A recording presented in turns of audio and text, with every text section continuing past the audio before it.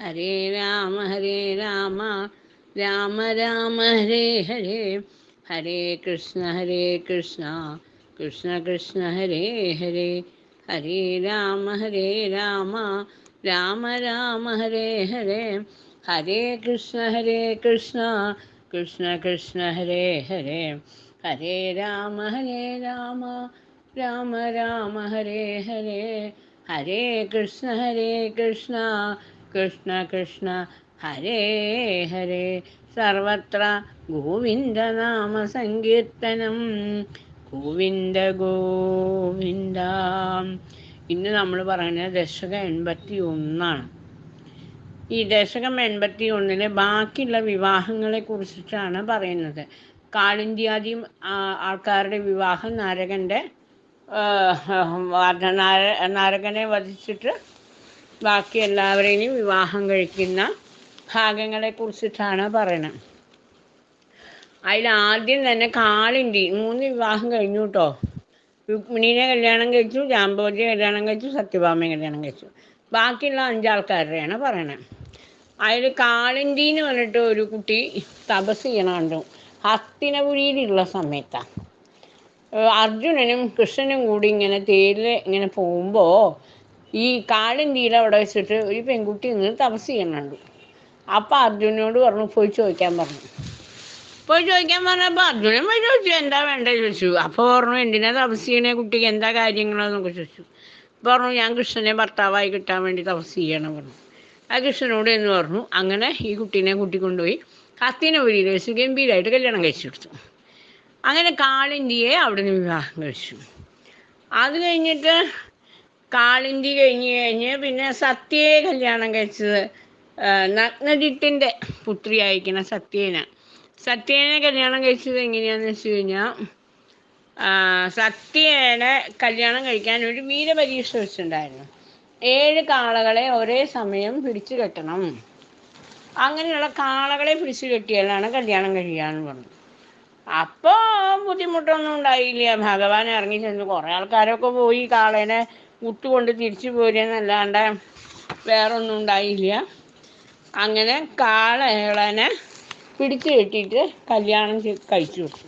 അപ്പോൾ ഈ കല്യാണം കഴിക്കുന്ന സമയത്ത് ഭഗവാൻ കാളകളെ പിടിച്ചു കെട്ടാൻ വന്ന സമയത്ത് അവിടെയുള്ള സ്ത്രീകൾക്കൊക്കെ സംശയം. അമ്മമാരും മുത്തശ്ശിമാരൊക്കെ ഉണ്ടാവുമല്ലോ. ആ സ്ത്രീജനങ്ങൾക്കൊക്കെ ഒരു സംശയം, തൻ്റെ മകളിപ്പോൾ 4-മത്തെ 5-മത്തെ വിവാഹമാണെന്ന് മനസ്സിലായിണ്ടേ.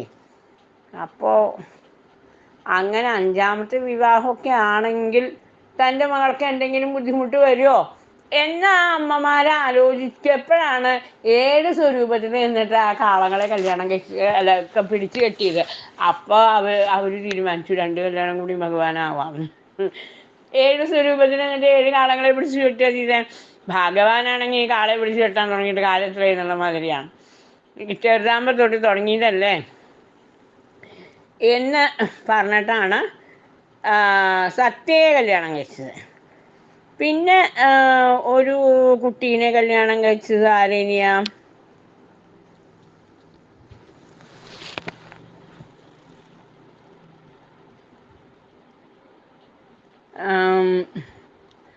പിന്നെ എന്താ പറയുക, ഈ ദശകത്തിൽ ആദ്യം തന്നെ പിന്നെന്താ പറയണേ, സത്യയെ കല്യാണം കഴിച്ചു, കാളിന്തിയെ കല്യാണം കഴിച്ചു, പിന്നെ ഭദ്രേനെ കല്യാണം കഴിച്ചു. ഭദ്ര എന്ന് പറയുന്നത് ശരിക്ക് ഈ ഭഗവാന്റെ തന്നെ അച്ഛമ്മകളുടെ മകളാണ്. അതായത് അമ്മാവൻ്റെ മകളോ അങ്ങനെയാണ് കല്യാണം കഴിക്കണത്.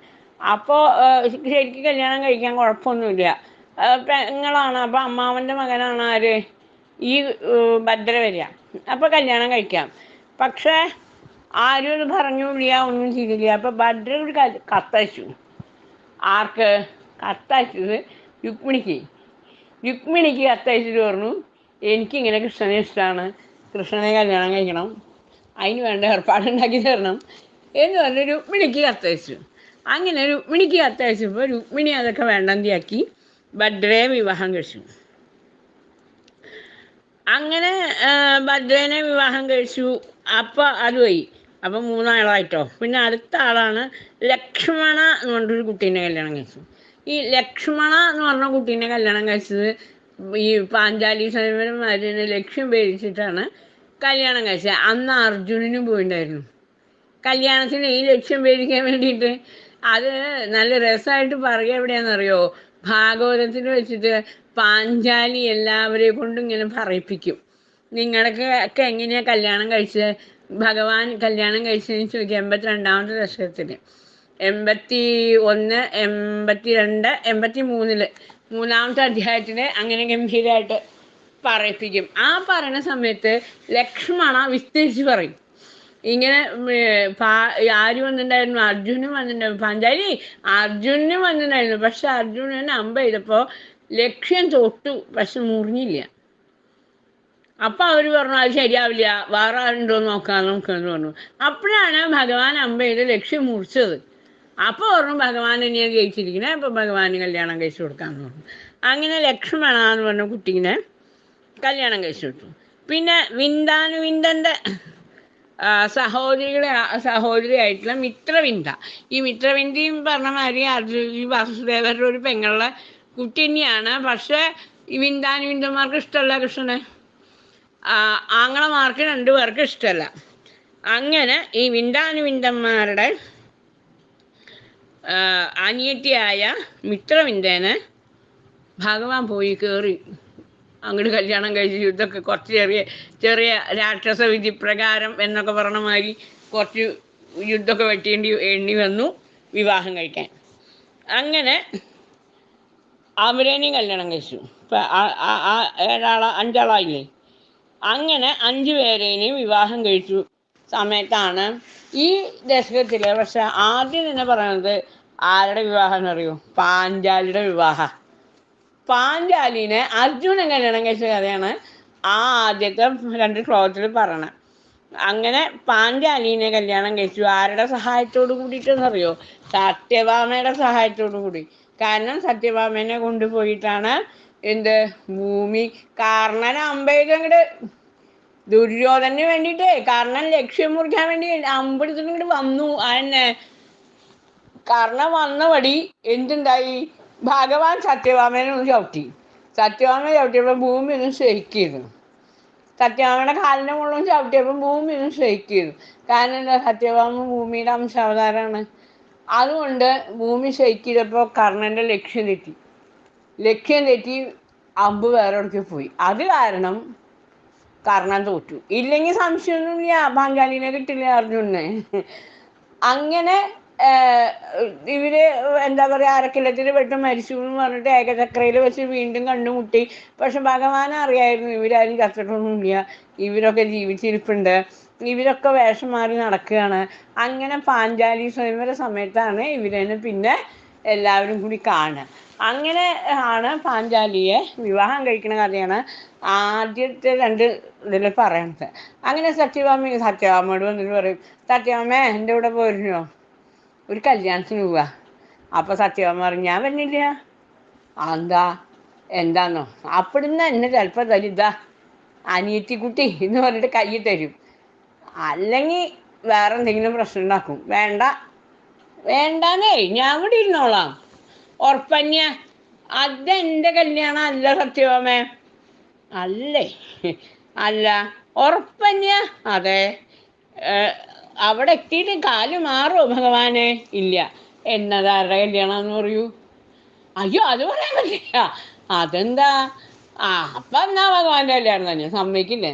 അവസാനം സത്യഭാമയോട് നിവർത്തിയില്ലാണ്ട് പറയേണ്ടി വന്നു ഭഗവാന്, പാഞ്ചാലിയാണ് കല്യാണം കഴിക്കാൻ പോണത്, അർജുനനാണ് കല്യാണം.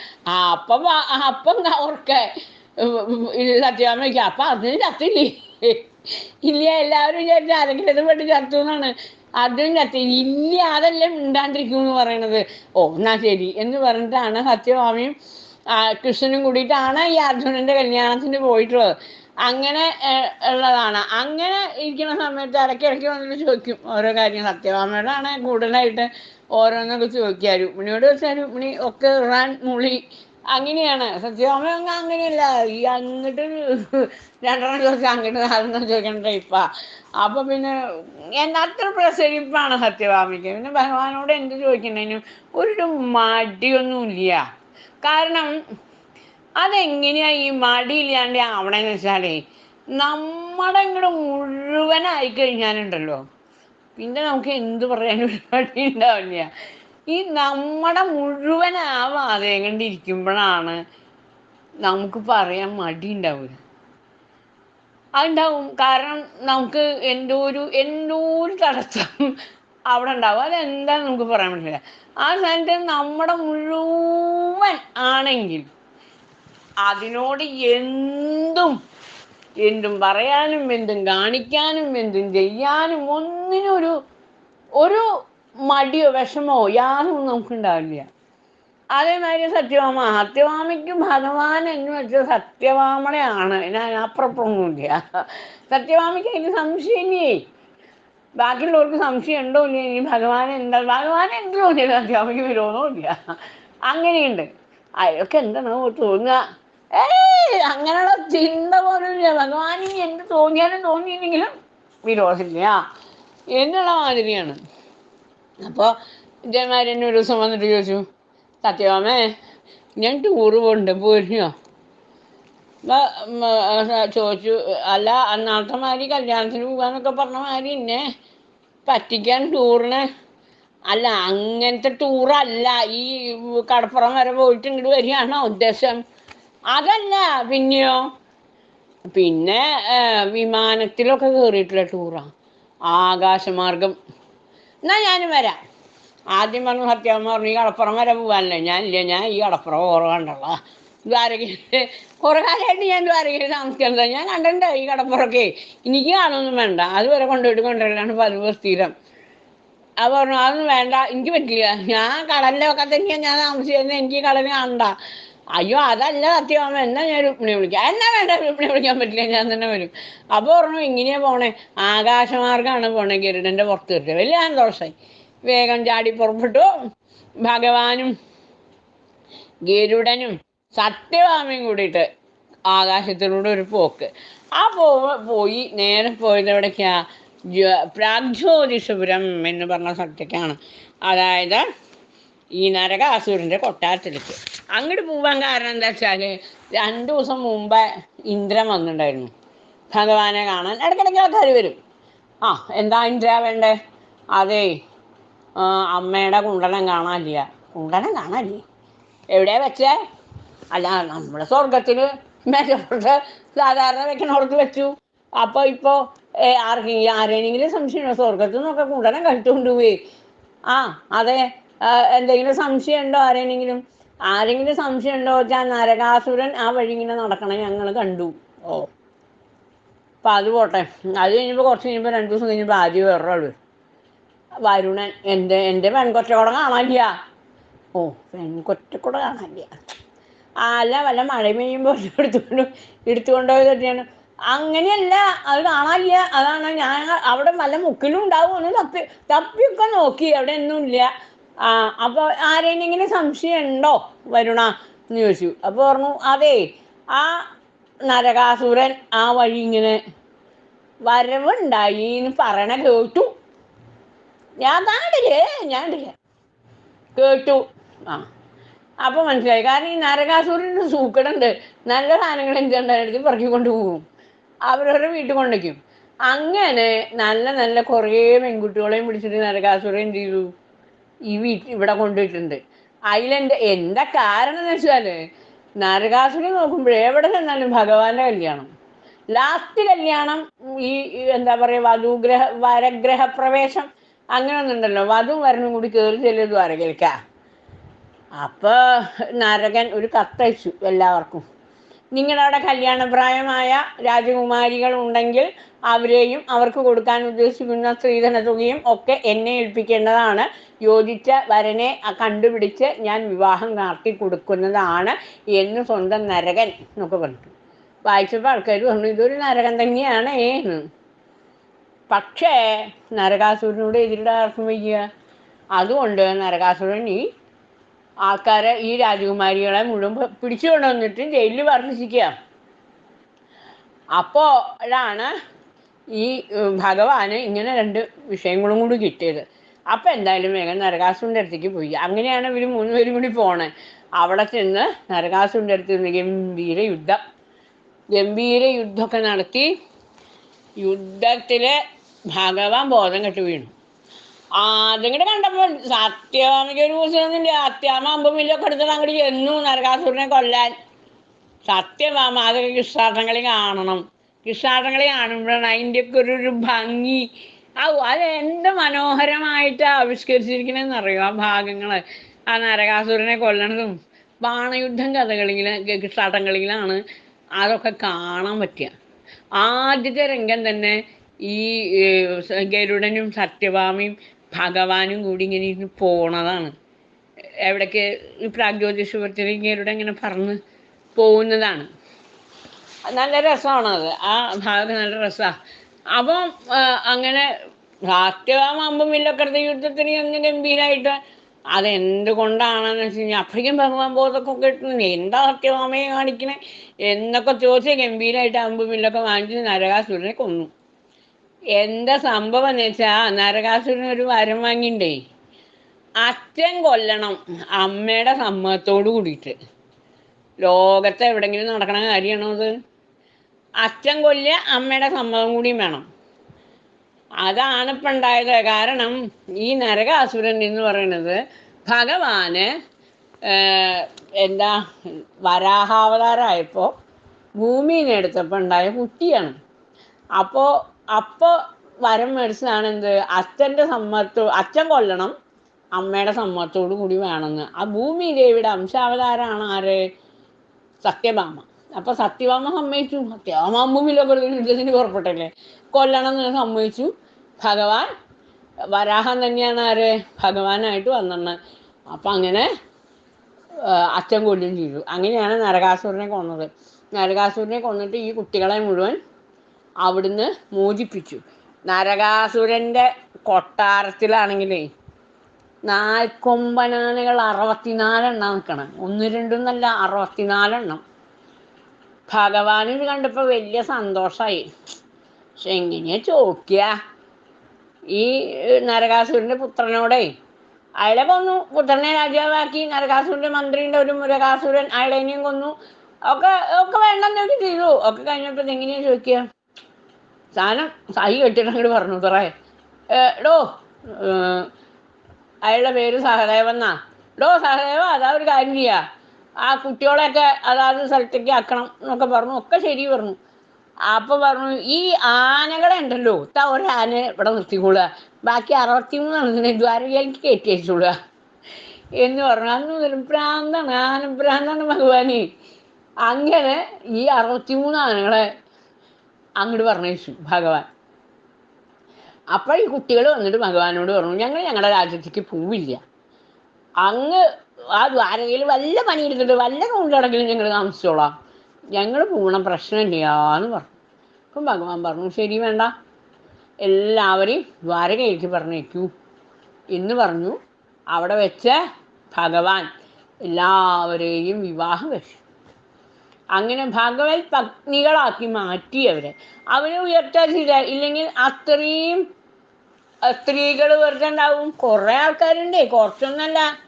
അപ്പോൾ 16,000 പെൺകുട്ടികളെ തന്നെയാണ് നരകാസുരൻ പിടിച്ചുകൊണ്ട് വെച്ചിരിക്കുന്നത്. അപ്പോൾ അതിനനുസരിച്ച് ഈ രാജാക്കന്മാരെയൊക്കെ വരുത്തി, അതായത് കൊട്ടാരത്തിലുള്ള ആൾക്കാരെ, അവരുടെ ബന്ധുക്കളെ മുഴുവൻ, ഏത് പെൺകുട്ടിയുടെ വെച്ചാൽ ആ ബന്ധുക്കളെ മുഴുവൻ വരുത്തി അവിടെ വെച്ചിട്ട് ഭഗവാൻ ആ 16,000 കല്യാണ മണ്ഡപത്തിൽ ഒരേ സമയം കറുത്ത പെൺകുട്ടിക്ക് കറുത്ത കൃഷ്ണൻ, ഉയരമുള്ള പെൺകുട്ടിക്ക് ഉയരമുള്ള കൃഷ്ണൻ, കറുത്ത ഉയരമുള്ള കുട്ടിക്ക് കറുത്ത ഉയരമുള്ള കൃഷ്ണൻ, വെളുത്ത പെൺകുട്ടിക്ക് വെളുത്ത കൃഷ്ണൻ. അങ്ങനെ എങ്ങനെയാണോ പെൺകുട്ടി അതേമാതിരത്തെ കൃഷ്ണൻ. ഈ കൃഷ്ണൻ്റെ കൂടെ ആരൊക്കെ ഉണ്ട്? വസുദേവരുണ്ട്, ദേവകിയുണ്ട്, അമ്മമാരും മുഴുവൻ ഉണ്ട്. ബാക്കിയുള്ള രോഹിണിയെ മാതിരിയുള്ള അമ്മമാർ, ബലരാമേട്ടൻ, രേവതി, അങ്ങനെ എല്ലാവരും ഉണ്ട്. അവരെല്ലാവരും കൃഷ്ണൻ്റെ കൂടെ ഓരോ മണ്ഡപത്തിലും ഉണ്ട്. എങ്ങനെയാണോ പെൺകുട്ടിയുടെ സ്വരൂപം അതേമാതിരിയുള്ള കൃഷ്ണൻ. കറുത്ത കുട്ടിക്ക് കറുത്ത കൃഷ്ണൻ, വെളുത്ത ഉയരമില്ലാത്ത കുട്ടിക്ക് ഉയരമില്ലാത്ത കൃഷ്ണൻ, ഉയരമുള്ള കുട്ടിക്ക് ഉയരമുള്ള കൃഷ്ണൻ, വെളുത്ത കുട്ടിക്ക് വെളുത്ത കൃഷ്ണൻ, വെളുത്ത ഉയരമുള്ള കുട്ടിക്ക് വെളുത്ത ഉയരമുള്ള കൃഷ്ണൻ. അങ്ങനെയൊക്കെ ഓരോ കുട്ടികളും ഓരോ തരത്തിലാണല്ലോ. അതേമാതിരിയുള്ള കൃഷ്ണനായിട്ട് ഭഗവാൻ ഈ 16,000 പെൺകുട്ടികളെയും വിവാഹം കഴിച്ച് ഭഗവത് പങ്ക്തിമാരാക്കി മാറ്റി എന്ന് പറഞ്ഞുകൊണ്ടാണ് ഈ ദശകം ഇവിടെ അവസാനിക്കണേ. അങ്ങനെ എന്നിട്ട് എന്ത് ചെയ്തു? അവരുടെ വിവാഹങ്ങളൊക്കെ കഴിഞ്ഞു. പക്ഷേ വേറൊരു സംഭവം ഉണ്ടായി അതിൻ്റെ ഇടയിലുണ്ടായ സംഭവം. അവിടെ പോയിട്ട് വിവാഹം കഴിച്ചു. പക്ഷെ ഈ ഇതെന്തുണ്ടായിച്ചാലേ ഇത് കൊണ്ടുടങ്ങണ്ടേ വെങ്കൊറ്റകൊടയും. സത്യഭാമ ഇവിടെ വന്നപ്പോൾ പറഞ്ഞു, അതെ ഇതൊന്നും ശരിയാവില്ല, എന്നെ ആകാശമാർഗത്തിൽ കൂടെ കൊണ്ടുപോകാനൊക്കെ പറഞ്ഞിട്ട് യുദ്ധത്തിന് നടുക്കാൻ കൊണ്ടുവച്ചെന്ന്. എന്നിട്ട് ഞാൻ വേണ്ടി വന്നു യുദ്ധം ചെയ്തിട്ട് അവരെയും കൂടി രക്ഷിക്കാൻ എന്നുള്ള മാതിരിയുള്ള വർത്തമാനാണ്. അതുകൊണ്ട് പേടിക്കേണ്ട ആക്കിയാണ്, നമുക്ക് പോവാം എന്ന് പറഞ്ഞ് നേരെ നന്ദനോദ്യാനത്തിലേക്ക്. സ്വർഗത്തിലെ ഉദ്യാനമാണ്. അവിടെ പോയി. അവിടെ ഇങ്ങനെ ചെന്നു. ഈ വരുണനെ കണ്ടു, ഇന്ദ്രനെ കണ്ടു. വരുണന് ആ വെങ്കൊറ്റക്കുട കൊടുത്തു, ഇന്ദ്രന് കുണ്ടലം കൊടുത്തു. ആൾക്ക് കൊടുത്ത് അവിടെ ഇവരുടെ കൂടെ താമസിക്കാൻ തുടങ്ങി. അപ്പോൾ സത്യഭാമയ്ക്കൊന്ന് കുളിക്കണ്ടേ? അപ്പോൾ സത്യഭാമയോട് പറഞ്ഞു, ഇവര് കുളിച്ചു പോണ്ട്. ആരെ? ശചീദേവി, ഇന്ദ്രൻ്റെ പത്നി ഇന്ദ്രാണി കുളിച്ചു പോണ്ട്. അപ്പോൾ ചോദിച്ചു, ഞാനും ഒന്ന് കുളിക്കട്ടെ? ഇവിടെ കുളിക്കാൻ പാടില്ല. അതെന്താ? ഇവിടെ ദേവസ്ത്രീകൾക്ക് മാത്രം കുളിക്കാനുള്ള സ്ഥലമാണ്. അപ്പം നിങ്ങൾ എവിടെയാണ് കുളിക്കുക? അവിടെ അപ്പുറത്ത് പോകണ്ട, അവിടെ എവിടെയെങ്കിലും പോയി കുളിച്ചോളൂ. സത്യഭാമയ്ക്കാണ് വന്നു ദേഷ്യം. എവിടെ പോയിട്ട് ഓരോ കാര്യം. എന്നാ ഭക്ഷണം കഴിക്കാം, കുളി കണ്ടാച്ചു. എന്നാ ഭക്ഷണം കഴിക്കാച്ച് അതെടുക്കാൻ പറഞ്ഞു. ഇത് അമൃതമാണ്, ഇത് കഴിക്കാൻ പാടില്ല. ഇതൊന്നും മനുഷ്യന്മാർ കഴിക്കാനുള്ളതാണ്, മനുഷ്യന്മാർക്കുള്ളത് വേറെ ഉണ്ട്, ഇത് ദേവന്മാർക്കുള്ള ഭക്ഷണമാണ്. എന്ത് ചോദിച്ചാലും അവിടെ എടുക്കാൻ പാടില്ല, അതൊക്കെ ദേവന്മാർക്കുള്ളതാണ്. സത്യഭാമയ്ക്ക് ചോദിച്ചു. സത്യഭാമ പറഞ്ഞു, മതി, നമുക്ക് ടൂറ് വന്ന് മതി, പോവുക. അപ്പം ഇനി ഇന്ദ്രൻ ആൾക്കാരൊക്കെ വന്നിട്ട് അവർക്ക് വേണ്ട സൽക്കാരങ്ങളൊക്കെ ചെയ്തു കൊടുത്തു. അപ്പോൾ പറഞ്ഞു, എന്തായാലും മതി, നമുക്ക് പോവുക, അധിക നേരം ഒന്നും ഇവിടെ നിൽക്കാനേ, അത് സുഖമുള്ള സ്ഥലമല്ല, നമുക്ക് നമ്മളെ ദ്വാരകന്നെ മതി, പോവുകയെന്നോ. ശരി, പോവുക എന്ന് ഭഗവാനും പറഞ്ഞു.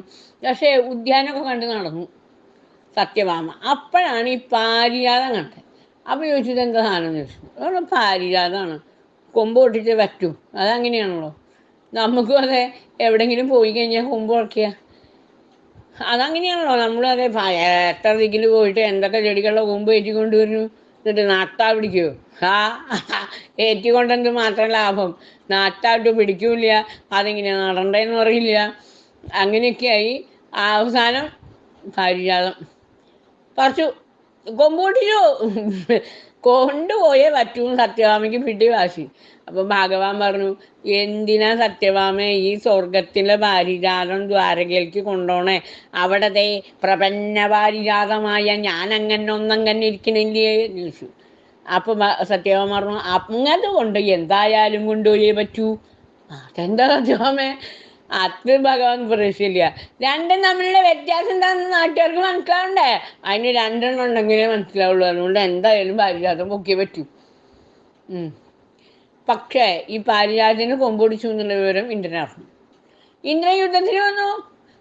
അവരവരുടെ അമ്മയുടെ കുണ്ടണം കാക്കാൻ വയ്യാത്തവനാണ് കേട്ടാ ഈ പാരിജാതം. അതവിടെ കൊണ്ടു കൊടുത്തിട്ട് വരികയാണ്. വരണ വഴിക്ക് പാരിജാതത്തിൻ്റെ കൊമ്പൊടിച്ചു എന്നുള്ള ഇത് കേട്ടോടുകൂടി യുദ്ധത്തിന് വന്നു.